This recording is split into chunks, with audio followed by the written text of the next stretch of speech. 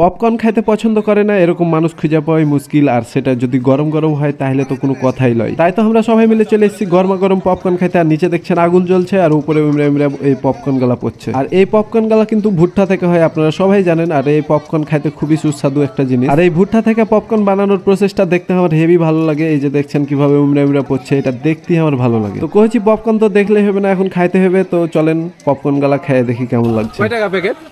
বড়টা 10 টাকা, ছোটটা 10 টাকা। খাবি?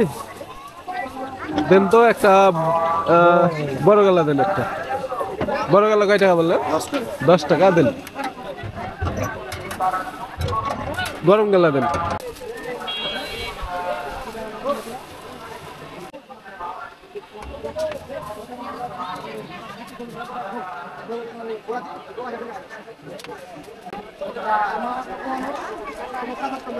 $10 প্যাকেট।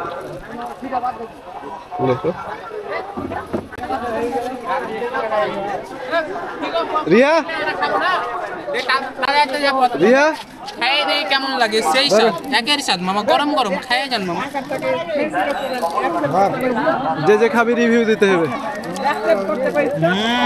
কেমন? গরম গরম সেই মজা। রাজু এই স্বাদ। ভালো। তুমি খাবে না? ধরো। It was really amazing and absolutely fantastic. বেরিয়ে গেল। হেভি সুন্দর, টেস্টি আছে, ঝাল ঝাল ফ্লেভার আছে, টক ঝাল। আপনারা যদি চান তো স্ট্রবেরি ফ্লেভার দেওয়া তুই হবে। এখানে চলে আসবেন নাকি? আপনারা চাইলে স্ট্রবেরি ফ্লেভার দেবো, চকলেট। মামা আমিও খাবো পপকর্ন। চালিয়ে যাবে।